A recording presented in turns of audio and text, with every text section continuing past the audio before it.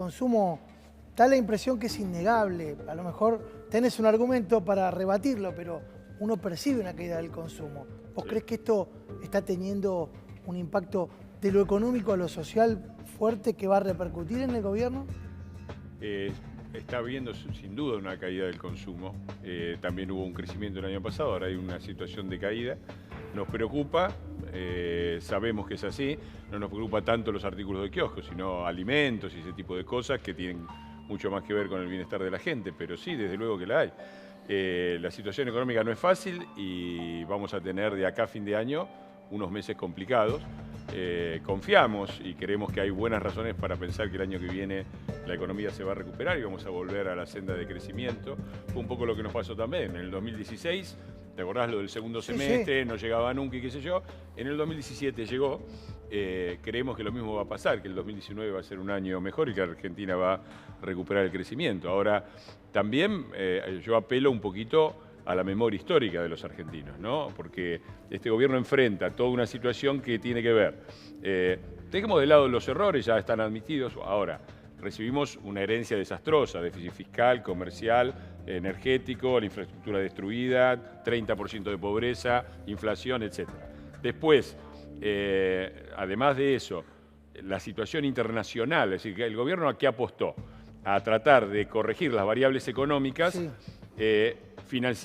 Había tres variantes que eran posibles. O ibas a una hiperinflación, que era una posibilidad, o hacías un ajuste salvaje, que era otra posibilidad, o te financiabas afuera para ir ordenando gradualmente las variables económicas mientras te endeudabas y sostenías la situación social.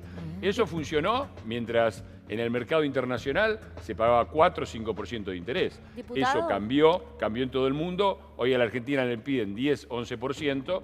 Así hubiera que ido la única forma de salir era ir a un ajuste brutal o a la hiperinflación. El gobierno hizo lo que pudo, salir, pedir esa plata, el 4 o 5% del Fondo Monetario Internacional.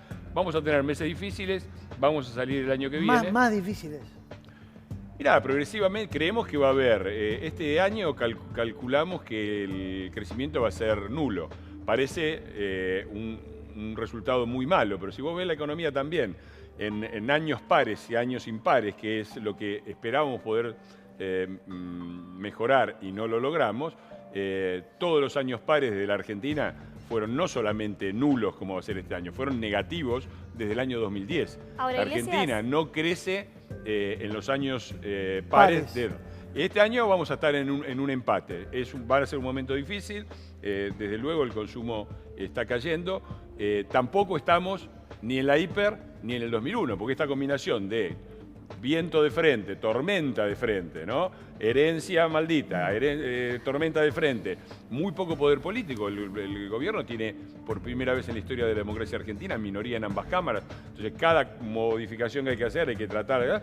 Toda esta combinación normalmente en la Argentina terminó en el Rodrigazo, en la hiperinflación, en el 2001. No estamos ahí, eso no va a pasar, pero vamos a tener unos meses difíciles. Ahora, diputado, nosotros hablamos de una posibilidad, podría haber sido un ajuste brutal, recién lo dijo usted. El ajuste brutal, por lo menos cuando escucha el testimonio, por ejemplo, de este kiosquero y de sus compañeros también que tienen que cerrar o poner, ¿no cree que ese ajuste brutal se está llevando también más allá del acuerdo con el Fondo Monetario? No, de ninguna manera. De ninguna manera esto es un ajuste brutal, ni lo hubo ni lo va a haber. La Argentina, hasta el primer trimestre y hasta las devaluaciones, el PBI crecía al 3%, las exportaciones al 10% y la inversión al 18%.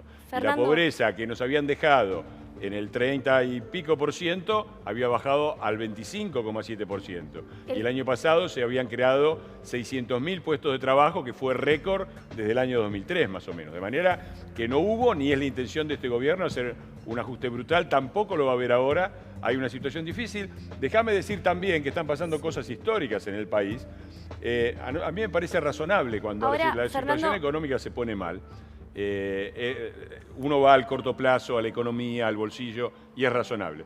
También están pasando otras cosas. La primera es que se acabaron los privilegios de la casta empresarial y de la casta política. Todo el mundo es igual ante la justicia y eso tiene implicancias económicas fuertes, porque hoy el gobierno gasta 40% menos en la obra pública de lo que se gastaba en el 2015. Eso está pasando por primera vez. Por primera vez se está dando una lucha contra el narco como nunca se vio, desde Bullrich en La Nación o a Mario Vidal en la buenas noches, provincia. señor. Sí, disculpe, Por espera primera un vez... segundo. Hola. Espera porque está, lo tenemos Te quiere al responder kiosquero que quedó con ganas de Sandro. preguntarte algo. Sí. ¿Estabas escuchando? Sí, cómo no. Eh, Hola, sí, yo estoy escuchando al diputado con todas las estadísticas que está dando. Buenas noches, señor. ¿qué tal? ¿Cómo le va? Yo lo puedo invitar a que venga a vivir nuestra realidad, en particular con los kiosqueros. Después usted puede seguir dando todas las estadísticas que quiera. La realidad es que esto se está... O sea, esto no se está poniendo difícil, es un derrumbe total, señor. Lo que estamos viviendo acá es un derrumbe total, estamos cayendo en esta volteada. Los que votamos a este gobierno, del cual yo me hago cargo, yo voté a este gobierno, y los que no lo votamos, estamos cayendo, esto es un desastre lo que está pasando. Donde no hay consumo, donde hay un montón de problemas que estamos viviendo todos los comercios acá en los barrios. No sé qué es lo que más tenemos que esperar que se ponga peor, o sea, están bajando la persiana a todos los comercios. Venga, señora, las grandes avenidas que tenemos acá, en Caballito, el área de Parque Centenario, Díaz Vélez, Ángel Gallardo, Avenida Rivadavia, negocios cerrados, cada 10, 20 metros, persianas bajas, comercios que no aguantan, que bajan las persianas. Estuve en Avenida Gaón ayer, vi negocios cerrados de vuelta, se van, la gente se va, no aguanta, no se puede, no cierran los números, no hay forma de pagar este desastre que se está generando en esto que no estaba así, porque no estaba así. A ver, Sandro, te contesta el diputado. Mirá, conozco bien Caballito, viví en la calle Winter y vivo hoy en un barrio, La Boca, que es más pobre que el barrio de Caballito. Así que no necesito ir a ningún lado, conozco de primera mano y de cerca la situación, me preocupa. No coincido con vos, me parece que el diagnóstico es difícil, pero no me parece que esté aconteciendo una hecatombe como la que describís vos. Puede ser. Nosotros, yo te repito, me parece discúlpeme, pero no hablo por mí, hablo por todos los colegas. Nosotros somos grupos de colegas de la Unión de Kiosqueros de la República Argentina. Yo te escucho, te entiendo. Me parece que es válido que vos hagas valer lo que vos opinás. Yo no, realmente... somos conscientes de la gravedad de la situación, hay una caída clara del consumo, de ninguna manera lo negamos. No nos parece ver una situación como la que estás describiendo vos, en el sentido que no me parece que sea ni el 2001, ni la hiperinflación del 89, ni ninguna de esas situaciones. Yo no dije que es el 2001, no comparé esto con el 2001. Bueno, pero lo que estoy viviendo es la realidad de mi comercio y la misma realidad que vivimos todos los colegas kiosqueros, que estamos viviendo una realidad en donde la estamos pasando muy mal. En nuestro rubro le puedo decir que es tal cual así, como se lo estamos diciendo. Es un desastre, no hay consumo, la venta está completamente caída, sí, y no hay forma de sostener negocios de esta forma. Y los costos son totalmente altos. Un kiosco de 4x4 no puede pagar 20.000 pesos de luz. Es imposible. No hay forma de subsistir a esto. No hay forma, es bajar la persiana lo que nos queda. No te estoy negando cuál es tu situación. Efectivamente, el sector kiosquero es uno de los primeros o los taxis son de los primeros que sufren el impacto. La gente se concentra en otro tipo de gastos y probablemente ustedes estén sintiendo un impacto en ese sector más alto que en el resto de la economía. Nos preocupa, no lo desconocemos y te repito, de ninguna manera pensamos a la situación con superficialidad. Lo que vos estás describiendo es una situación en la que yo te creo lo que vos estás diciendo, es un sector particular, en un sector en que en particular golpeó fuertemente la crisis, que está golpeando más fuerte en el conurbano y en algunos sectores de Capital Federal que en el interior. Y te repito, vamos a tener, yo lo lamento, vamos a tener meses complicados, pero estoy seguro también que vamos a salir y que la dirección que hemos tomado en la economía es la correcta. Y era la única posible, era la única absolutamente posible, porque cuando vos recibís un país que tiene infraestructura devastada, o sea, la realidad que estamos viviendo es la única solución. Déficit energético, 30% de pobres, 30 y pico % de inflación, y bueno, es complicado. Gracias, Sandro. Muchas gracias por O sea la que posibilidad de dialogar con el diputado. Y está bien, hay que escuchar al ciudadano. Faltaría yo más. te pregunto... Nosotros nos hemos caracterizado por eso, ¿no? Por trimbirar, por ir a la gente. Es cierto, muchas veces el panorama de algunos sectores es muy fuerte. Pero además, te pregunto porque la percepción que había a principio de año era que el gobierno tenía ganada la elección del año que viene.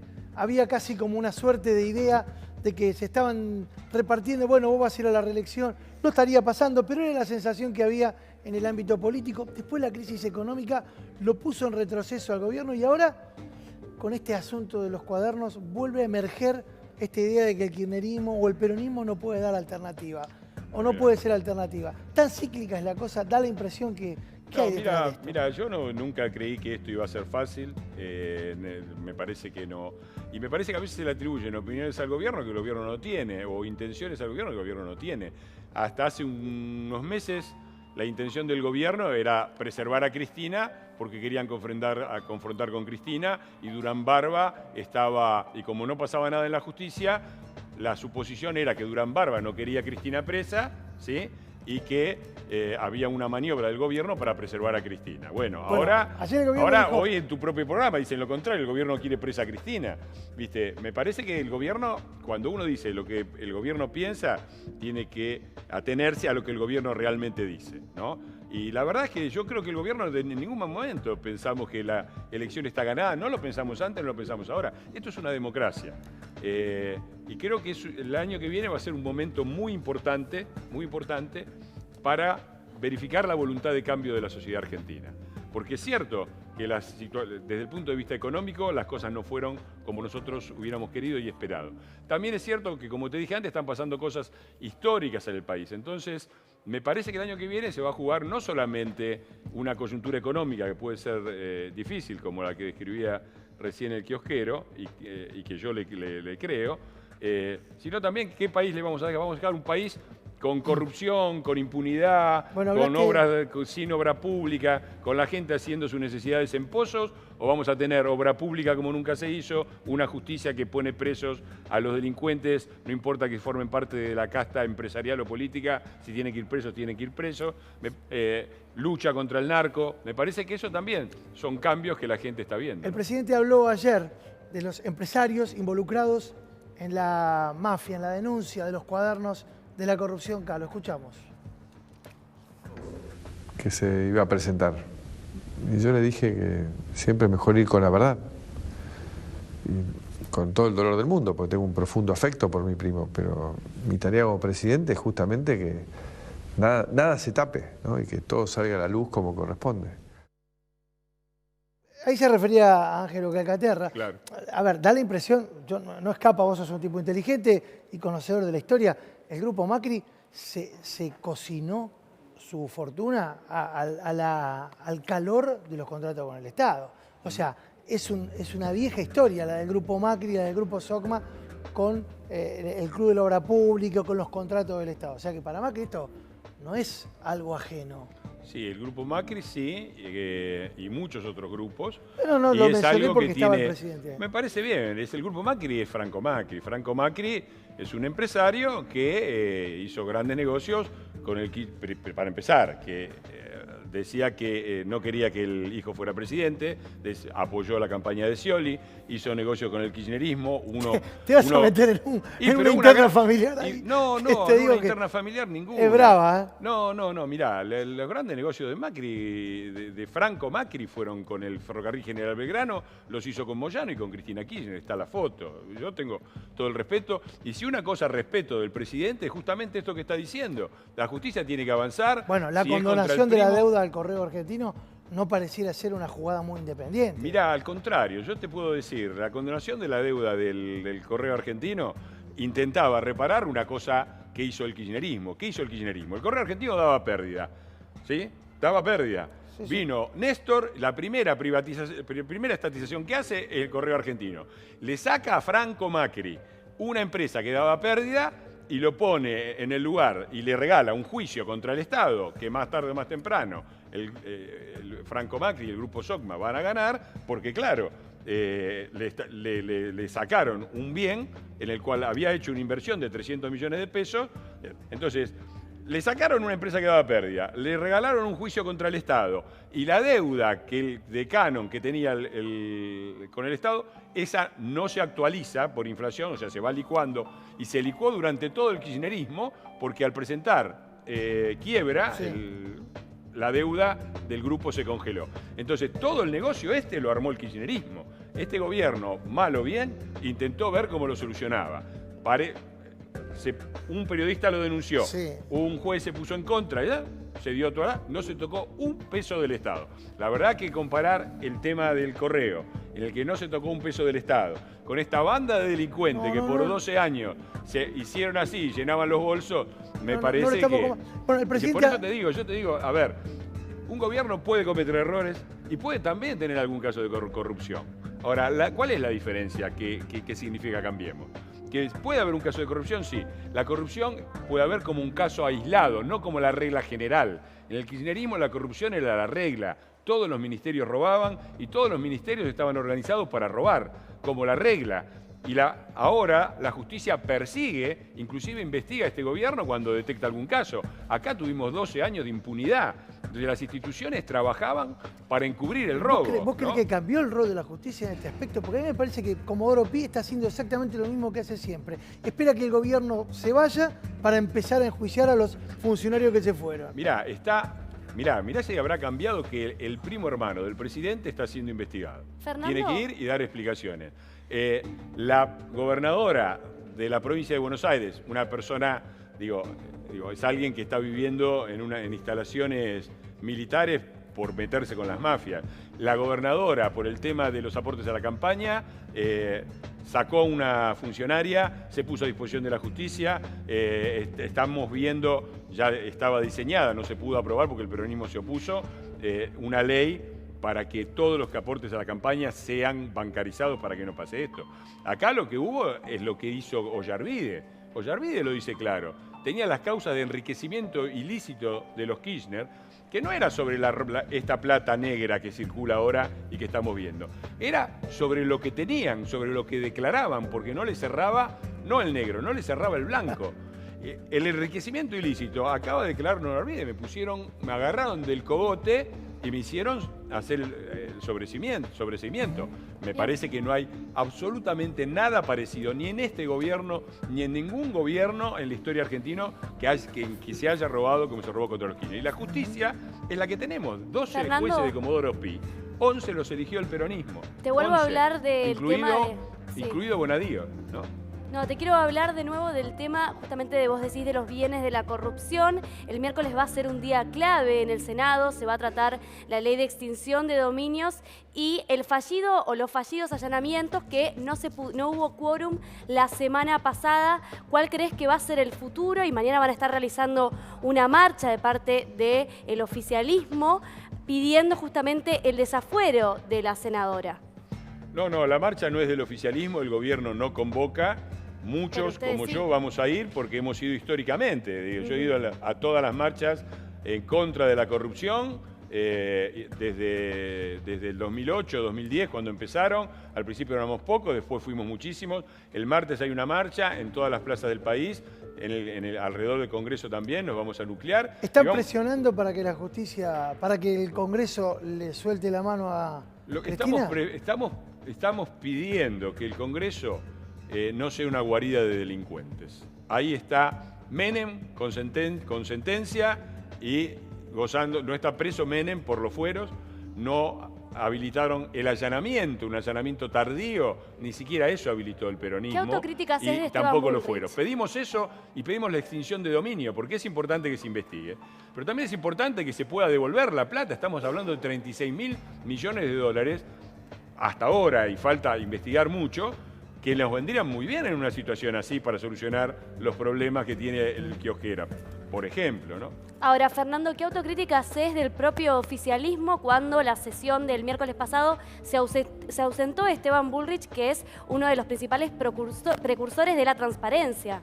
Sí, nosotros nos hacemos cargo de los errores cometidos Son dos senadores que faltaron. Una de las dos tenía un tratamiento médico quirúrgico, el otro es Esteban Bullrich, que yo creo que tiene que dar una explicación. Ahora, faltaron 2 de Cambiemos y faltaron 34 de la oposición. Y si vos querés saber mi opinión, es que se confiaron, pensaron que no se iba a necesitar la presencia de Bullrich, porque el peronismo se la pasó un mes diciendo que no iban a habilitar la quita de fueros, pero iban a habilitar los allanamientos. Sí. Un mes se pasaron diciendo. Ahora, habría que haberle avisado. Entonces, perdón, se confiaron en que el quórum igual se iba a conseguir, hicieron mal en confiarse, es un error político, nos hacemos cargo, pero que se hagan cargo de los 34 que faltaron en el PJ y de cómo le mienten a la gente, porque estuvieron un mes diciendo que iban a habilitar los allanamientos y después se hicieron presentes 9 de 40 y pico. Pero espera, porque Fernando, hay un dato que me parece que se te escapa en el análisis. 48 horas antes, Duhovne le tocó el fondo de la soja. ¿Vos pensás que las provincias no inciden en la actitud de los senadores? A mí me parece que acá hay cuestiones que son estratégicas. Podemos discutir el presupuesto, cómo se reparte. Vos acordate que las provincias, nosotros recibimos 18 provincias en déficit, ahora hay alrededor de 6 en déficit, ¿no? O sea, los gobernadores mayoritariamente peronistas han sido tratados mejor que en todo el gobierno de Cristina, que tenía que venir a arrodillar. Eso es cierto, el trato es mejor, pero la moneda no aparece. Sí, discutamos, estas son cosas que tenemos que discutir con el presupuesto. Ahora hay cosas que son estratégicas, porque son el país que queremos y el país que queremos dejar a nuestros hijos. Van a seguir, van a seguir transformando el Senado en un aguantadero que la proteja a Cristina de los allanamientos, de los fueros. Van a seguir bloqueando la extinción de dominio, como la han bloqueado, por la extinción de dominio es para recuperar la plata, para que se la lleve la gente, para que vaya a las cosas que se necesitan. Que se haga cargo el peronismo, porque tienen ahí mayoría desde 1983 y han convertido el Senado de la Nación en un aguantadero. Hoy contaba hace un ratito Ernesto Adida que en este momento debe estar terminando la cena Rogelio Frigerio, el enviado del fondo y el gobernador de Misiones, Hugo Pasalacqua, están charlando. Uno imagina que amigablemente, pero hay algo que está haciendo el fondo. El fondo me parece que está pidiendo algo, ¿no? ¿Está pidiendo que cierren el presupuesto? El plan al fondo lo presentó el propio gobierno, ¿no? Cuáles eran los sectores en los cuales se podía mejorar, disminuir el déficit fiscal, que es el gran problema. La Argentina tiene un gran problema porque como país consumimos más de lo que producimos y por lo tanto tenemos una cuenta comercial, un balance entre importaciones y exportaciones negativa. La devaluación va a tener muchos efectos negativos desde el punto de vista sobre todo de la inflación, pero también va a romper con el atraso cambiario. Acordémonos también los argentinos lo que fue tener el atraso cambiario durante 10 años, durante los 90, y cómo terminó todo eso. De un día para el otro devaluaron el 70 y pico %. Entonces, lo que se está tratando de ver es cómo llevar adelante esta disminución del déficit fiscal de la manera más razonable posible. Y en ese sentido, el gobierno ha dado señales claras no de declarativos, sino señales claros de gobierno de que se va a proteger al sector más vulnerable. Por eso el gasto social es récord y por eso hay tarifa social para todos los que ganan, para el tercio de la población, que nos dejaron en la pobreza y que lamentablemente casi todos siguen en la pobreza. Así es, pero Macri dijo que fue muy contundente y dijo que lo peor está por venir. ¿A qué se refiere? ¿Qué podría ser peor cuando el sector, justamente el tercer sector, está muy vulnerable? No, la verdad es que no escuché la declaración de que lo peor está por venir. Más bien lo tapa acusaban de de un lo contrario, de que decía que lo peor ya pasó. A ver, lo concreto es lo que va a pasar. Vamos a tener este año un año de crecimiento cero, de crecimiento negativo, con repercusión clara en un aumento de la pobreza. Esperamos que no llegue al nivel en que la dejaron, pero eso lo va a decir la realidad y no nuestro deseo. Escuché al presidente hablando sobre este contexto al que vos referías, le está jugando en contra, según el presidente, a la economía argentina, la turbulencia con Turquía. Yo aposté a generar entusiasmo, a generar desarrollo, y veníamos bien. Habíamos tomado un envión, estábamos creciendo a números récord en 13 de 15 sectores hasta abril. Cuando cambia el clima en el mundo y viene esta tormenta, nosotros veníamos muy bien, veníamos realmente récord de de venta de autos, récord de venta de motos, de turismo, de venta de cemento, de pavimento, de obra pública. O sea, la Argentina había empezado a tomar una dinámica muy positiva, pero bueno, con esta fragilidad ahí. Y bueno, la verdad que estar expuesto a esa fragilidad hace que no tengas ninguna capacidad para defenderte de cualquier tormenta externa. Bueno, es lo que nos pasó. Me acordaba del Colorado McAllister, que cuando jugaba en Racing una vez dijo, ganamos 2 partidos y somos el Milan, perdemos 2 partidos y somos Ferrocarril Midland. Ni tan calvo ni con 2 pelucas, no estábamos tan bien tampoco. No, yo creo que los resultados habían sido, hasta abril eran muy buenos. Había récord de venta de autos, récord de venta de motos, récord de turismo nacional e internacional. La pobreza había bajado verticalmente de 32,2 a 25,7. Es un ritmo de disminución de la pobreza que en 6 años tenías pobreza de un dígito. Hace el cálculo. Veníamos muy bien. Pero eso es como la proyección de inflación, Fernando. O sea, se te derrumba enseguida con la proyección de inflación. Bueno, efectivamente, hubo un cambio grave en la situación. Hubo a ver, yo sé que suena mal porque parece que uno está poniendo excusas, pero uno tiene que explicar las cosas por qué pasaron. Está bien, pero a todos nos encantaría que no fuera mejor, al contrario. Perfecto, entonces, hubo una combinación de cosas. De cosas que, como dijo el presidente, pasaron, en el sentido de que no son cosas que dependen de la decisión del gobierno argentino. Hay un cambio en el escenario internacional. El dólar, que durante 12 años estuvo a 0%, es decir, vos ponías $100 en el banco, ibas 5 años después y te daban $100. 101. Moneda. Claro. Ahora estamos en el 3%. Entonces, antes prestarle a la Argentina el 4,5% era negocio contra el 0 que te pagaban en Estados Unidos.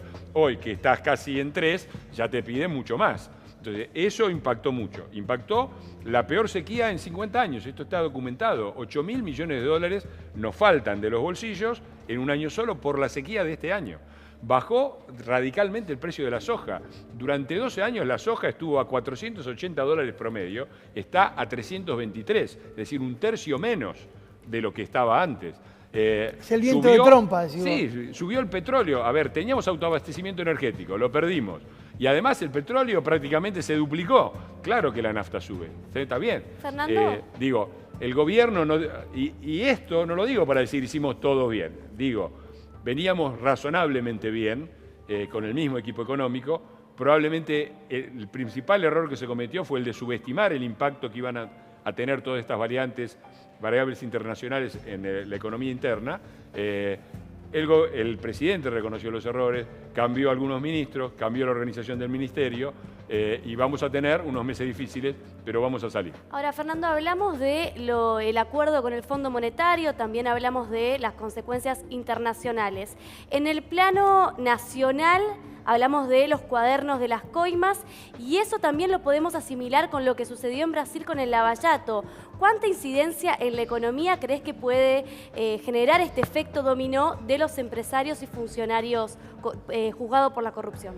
Bueno, esta es otra de las bombas de tiempo que nos dejaron. Nos dejaron el cepo cambiario, nos dejaron el default, nos dejaron el 30% de pobres, los déficits. También nos dejaron una obra pública corrupta y va a haber un impacto. El gobierno, contrariamente... Bueno, dice que cayeron 8.800 millones de dólares las acciones de las empresas. No me lo digas que tenía Fondo Común de Inversión, porque me parece razonable que un diputado nacional también invierta en fondos comunes de inversión, porque son las empresas del país.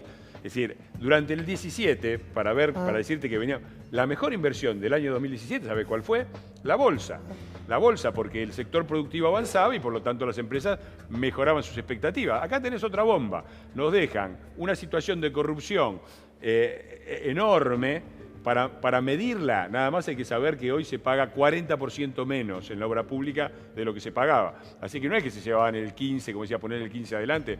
40% de diferencia entre la que se llevaban los políticos, los empresarios con los sobreprecios, haces la suma y ahí tenés el número. Y sí, va a impactar porque el gobierno... Igual que bien le vinieron los cuadernos en este momento... que venía la cosa... A nadie le vino bien esto. Te puedo asegurar que a nadie le vino bien esto, porque hay que ver las cosas completas, ¿viste? Si vos decís un análisis de corto plazo, sí, porque quedó mal el que... A ver, yo no lo sé, qué sé yo, por ahí es el momento de que el peronismo deje de hacer papelones y busque diferenciarse del kirchnerismo, hasta hace un mes, ¿viste? hasta que aparecieron los cuadernos, estábamos discutiendo los aportantes truchos de la campaña de María Eugenia Vidal en la provincia de Buenos Aires. Eso lo vamos a seguir discutiendo, lo tiene la justicia, va a tener que avanzar. No Y desapareció. no digo que este sea más o menos importante, digo, todos tienen su gravedad institucional, pero claramente esto tapó mucho de lo otro. Mirá, esto yo creo que no tapa nada. La gente cuando va, avisarle al kiosquero a que esto tapó algo. Esto no tapa nada. Esto explica algunas cosas, ¿no? No todo, porque no estoy diciendo que todo el problema económico es la que se robaron, pero un poco es eso. Porque, y vos imaginate, vos vas a gobernar 12 años con las mejores condiciones históricas del país. ¿Y a qué se dedicaron? ¿A gobernar el país o a afanar? Se dedicaron a afanar. No es solamente la que se robaron, es también la gestión que hicieron, que fue un desastre, lo dijo Campanella, ¿no? Que la corrupción no nos tape la gestión fue peor. Y fue peor porque estaban dedicados a robar. Y además, vos imaginate cómo toma decisiones un gobierno, el de los Kirchner, cuando vos tenés para hacer, qué sé yo, una autopista, un puente o un ferrocarril. Un gobierno razonable dice, bueno, ¿qué es lo mejor para el país? ¿Qué pensaban estos muchachos? ¿Con cuál afanamos más? Así que imagínate. Entonces, esto es lo que nos dejaron. El presidente ayer habló sobre, muchos le dicen que meter presa a Cristina puede tener un efecto contraproducente. ¿Vos cómo lo ves esto? No te pregunto por lo que dijo el presidente, sino por lo que vos pensás. Pues si esto lo favorece y ahora tiene un efecto contraproducente. No sabemos. Mirá, esto es una democracia. En el 2019 la gente elige. ¿Qué significa el kirchnerismo? Me parece que queda cada vez más claro. El papel de bufones del kirchnerismo que está jugando el peronismo pone otra vez claro lo que yo vi como diputado. Yo entré como diputado en el 2007 y los votos en la Cámara de Diputados para que el kirchnerismo hiciera lo que hizo no los tenía el Frente para la Victoria, ahora se llama Frente para la Gloria, los tenía el PJ. La mayor parte de los votos que permitieron todo esto eran los votos del PJ, eran los votos del Partido Justicialista, que lo dirige Gioja y lo dirige Scioli, ¿no? Entonces, y en el Senado está Pichetto y los muchachos no dando quórum y bloqueando la extinción de dominio. Entonces, en el 2019 la gente decide. Me parece que cada vez queda más claro lo que era el kirchnerismo, lo que era el peronismo y lo que con aciertos y con defectos es este gobierno. Porque yo creo que la gente puede putear, como puteaba el kiosquero, que no puteaba porque era un tipo educado, ¿no? Pero creo que también entiende que no somos una mafia, ¿me entendés? No entiende, o sea, el kiosquero me lo dice a mí, no se siente amenazado de que mañana le va a llegar el DAFIP a ver cómo tienen las cuentas del kiosco como represalia. Eso era lo que pasaba, que se afanaban todo y además tenían un estado policial que amenazaba a los ciudadanos. Entonces, la gente decidirá en el 2019. Fernando, presentábamos en la primera parte de nuestro programa un informe con datos reveladores sobre lo que el viernes se presentó en la causa, un grupo de abogados que trabaja con parte de la querella, que en este caso está en tratamiento en la causa que lleva adelante la doctora Yáñez en Caleta Olivia, arrimó información muy importante, acercó información muy importante donde presuntamente podría estar el submarino Ara San Juan. Y tenemos a una familiar, creo que es la esposa de uno de los tripulantes del submarino, que se comunicó con nosotros, Andrea Ali. Andrea, buenas noches. Hola, ¿qué tal? Buenas noches. Vos sos la esposa de... Franco Javier Espinosa. Y contanos, ¿qué sentiste cuando te enteraste de esta información que acabamos de contar y que supone la posibilidad de que la jueza Yáñez tenga la ubicación donde podría estar el submarino? Y la verdad, mucha tristeza, mucha angustia y nada, quiero que se haga justicia y se sepa la verdad y pronto salgan a la ubicación esa y lo busquen y nos den una respuesta de una vez por todas, que ya hace más de 9 meses. Esa información, esa ubicación que figura en ese mensaje del 12 de mayo de este año es la misma que se había dado aquel 21 de noviembre. Vos sos la persona que intercambiaste estos mensajes con el operador de sonar, ¿es así? Sí, es así. Y la ubicación en aquel momento era la misma. Sí, era la misma. ¿Qué crees que pudo haber pasado? ¿Por qué se reitera esa información y no se va a verificar si se trata o no del submarino?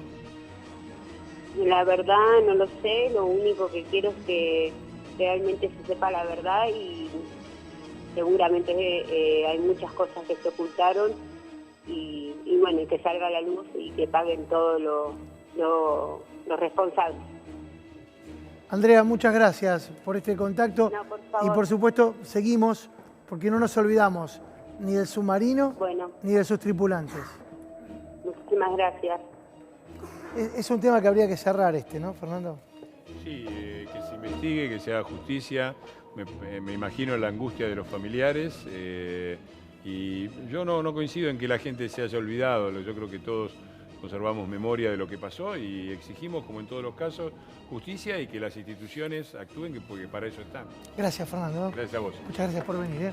Bueno, nosotros nos estamos despidiendo. Hoy me hicieron comer flan, que estoy a dieta y no sé si era light ese. Ese creo que no. Me hicieron una pasta linda que sacaba $. Buenísimo. Aflojen un poco, viejo. ¿Te quedaste con el dólar? Me parece que el mago se llevó los $.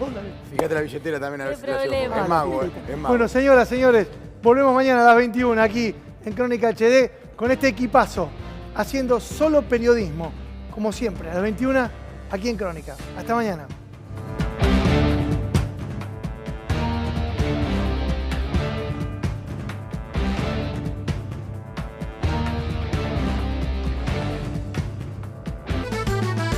Las cosas más